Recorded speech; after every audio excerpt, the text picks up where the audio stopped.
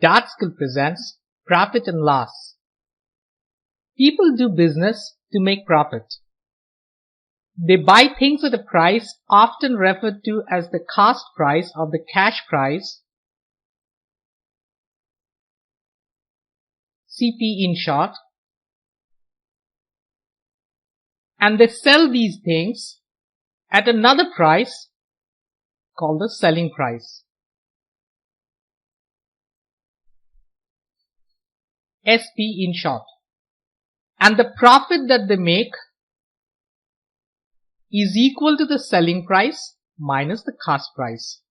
So for example, if there's a businessman who would buy something for 100 Rand and sell it for 110 Rand, his profit would be 10 Rand. The selling price 110 minus the cost price 100.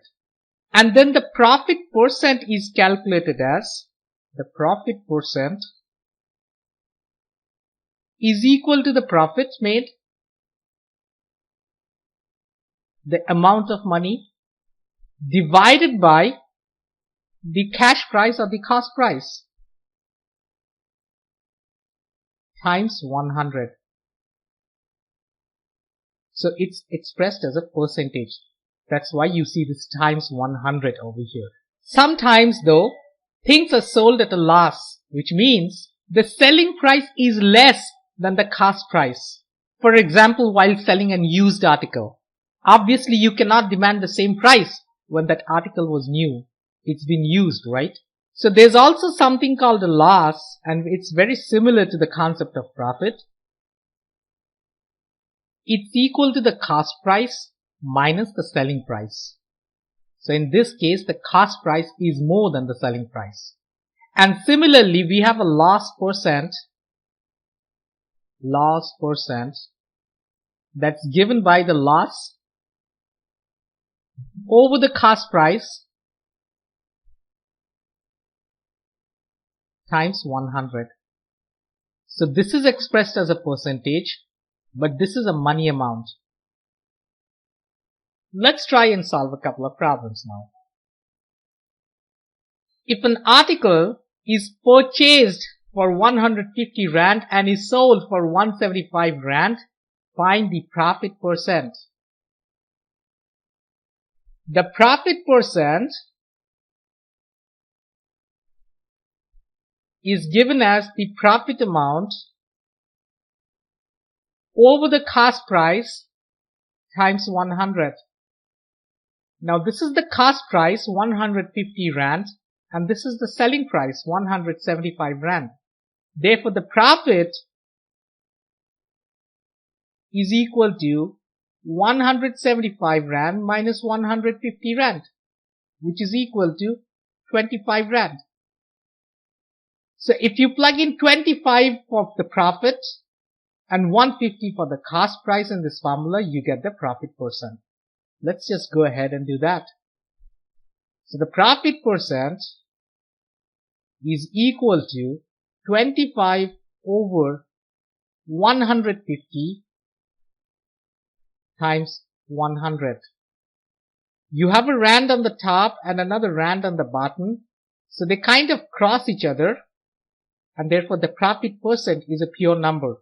It doesn't have any unit. Alright, so this is equal to the greatest common factor between 25 and 150 is 25. So divide this with 25, divide this with 25, and we have 1 over 6 times 100, and that simplifies to 16.67%. Let's try another one. An old television set purchased at 250 Rand is sold at a loss of 25%. We need to find the selling price. The loss percent formula is given as loss percent is equal to the loss over the cost price times 100. We know the loss percent, this is given 25%. We need to find out the loss, because if you do not know what the loss is, You cannot find the selling price. But if you know what the loss is, you can subtract the loss from the cost price and that gives you the selling price. We will come to that. But we know the cost price as well. So can we find the loss? Yes, of course. So we have 25 is equal to the loss over 250 times 100. In other words, the loss is equal to,